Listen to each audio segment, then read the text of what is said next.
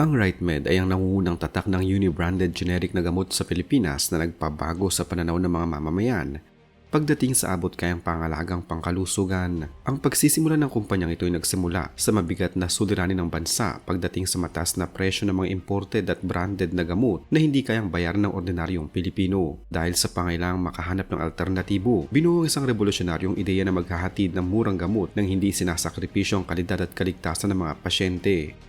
Formal na itinatag ang RightMed noong 11 ng Hulyo 2002 sa lungsod ng Mandaluyong sa Metro Manila, kung saan matatagpuan ang pangunahing tanggapan nito sa second floor, Tolmar Building, EDSA. Ang kumpanyang ito ay binuo bilang isang subsidiary o affiliate marketing company ng United Laboratories Incorporated o mas kilala sa tawag na Unilab. Ang Unilab mismo ay ang pinakamalaking pharmaceutical company sa Pilipinas na nagsimula bilang isang maliit na butika sa Binondo noong 1945 sa pamamagitan ng mga tagapagtatag nito na sina Jose Yao Campos at Mariano Caytan. Dahil ang Unilab ay isang pribado at pagmamayari ng pamilya Campos sa ilalim ng pamumuno ni na Chairman Emeritus Jocelyn Campos Hess at Chairman at CEO Clinton Campos Hess, ang RightMed ay direktang sumasa ilalim sa pamamahal at pagmamayari ng pamilyang ito.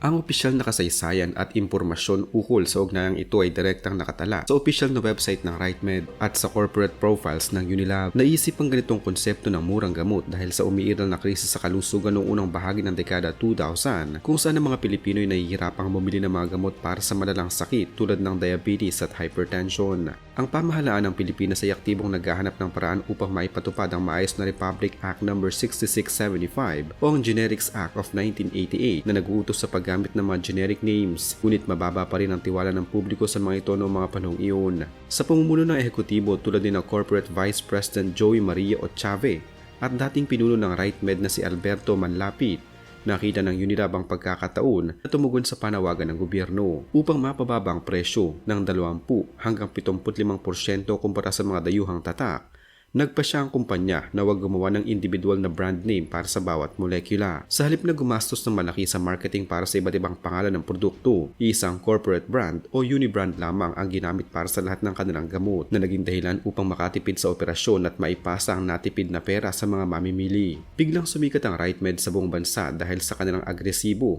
tapat at malikhaing kampanya sa telebisyon at radyo na nakapukaw sa damdamin ng masang Pilipino. Ang kanilang katanyagan ay higit pang lumundag noong kinuha nila ang veteranang aktres na si Susan Roses bilang opisyal na tagapagsalita ng tatak na nagpasikat sa mga linyang huwag mahihiyang magtanong kung may RightMed ba nito.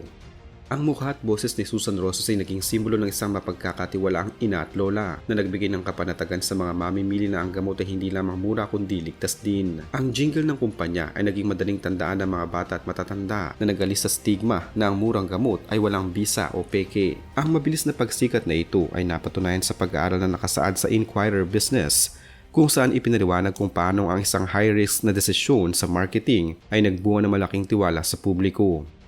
Ang mga gamot ng RightMed ay napatunayang ligtas at epektibong gamitin tulad ng mga branded na gamot dahil ang mga ito ay dumadaan sa mahigpit na pagsusuri ng Food and Drug Administration o FDA ng Pilipinas at sumusunod sa pamantayan ng Current Good Manufacturing Practice.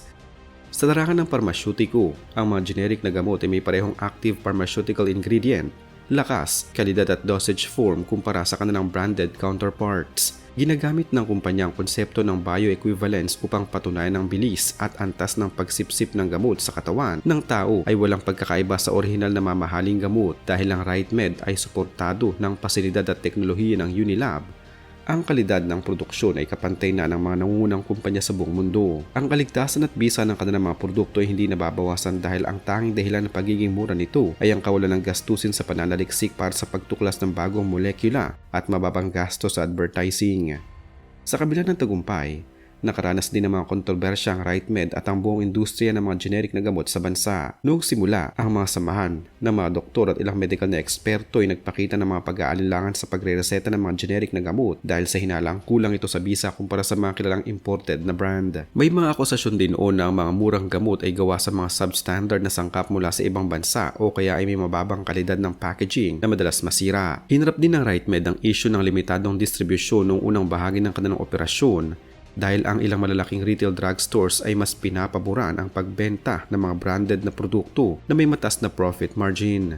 Gayunpaman, unti-unting nawala ang mga kontrobersyang ito sa pamamagitan ng patuloy na edukasyon sa kalusugan.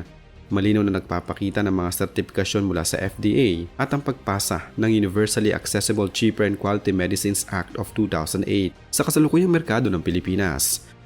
Ang RightMed ay nananatiling dominanteng puwersa at itinuturing na pinagkakatiwalaang tatak ng generic na gamot sa bansa.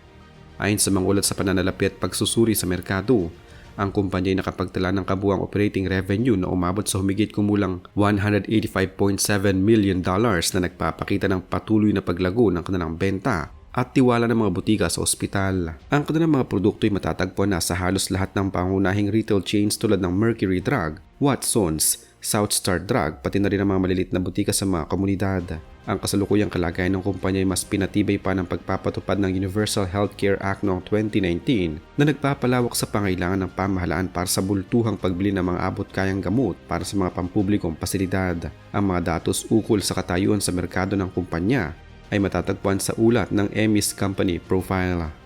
Upang mas mapalawak ang kanilang serbisyo, hindi lamang sa mga sintetikong gamot na katuon ng RightMed kundi pinasok na rin nila ang industriya ng mga natural at herbal na produkto. Noong huling bahagi ng 2011, inilunsad nila ang kanilang unang herbal medicine na Staph Kaplagundi na naging simula ng kanilang pagpapalawak sa mga produktong nakabatay sa tradisyonal na halamang gamot ng Pilipinas. Ang hakbang na ito ay nagbukas ng bagong linya ng negosyo sa ilalim ng RightMed Philippines Incorporated na kinabibilangan na rin ngayon ng iba pang mga unit tulad ng Pharex, Sinovate, QualiFirst at OneSource sa pamamagitan ng mga joint ventures kasama Euro Pharma Corporation at Ambica International Corporation. Ang kumpanya ay patuloy na nagpapasok ng mga makabagong produktong tulad ng disinfectants, food supplements at mga kagamitang medikal.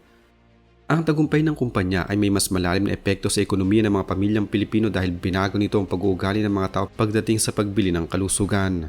Noong nakaraan, maraming pasyente ang hindi tinatapos ang kanilang reseta o hindi uminom ng gamot dahil sa kawalan ng pera na nagiging sanhi ng paglala ng kanilang kondisyon o resistensya sa mga antibiotiko. Dahil sa pagkakaroon ng murang alternatibo, mas naging regular ang pag-inom ng maintenance medicines ng may mga diabetes at alta presyon na nagpapababa sa bilang ng mga komplikasyon at pagka-ospital. Ang pamamahala sa kalidad ng produksyon ng RightMed ay nananatiling sentro ng kanilang operasyon upang mapanatili ang tiwala ng publiko at ng medikal na komunidad. Ang bawat batch ng gamot ay sumasailalim sa serye ng mga laboratory test upang masigurong tama ang timbang, bilis ng pagkatunaw at tibay ng chemical formulation bago ito ilabas sa mga bodega. Sa kabila ng hinarap na pag-aalinlangan at kontrobersya sa simula, ang kumpanya ay nananatiling matatag sa kasalukuyang merkado bilang isang leader sa industriya ng kalusugan. Ang kwento ng RightMed ay patuloy na magsisilbing gabay na ang kalusugan ay isang pangunahing karapatan na dapat ay naaabot at kayang bayaran ng bawat mamamayan.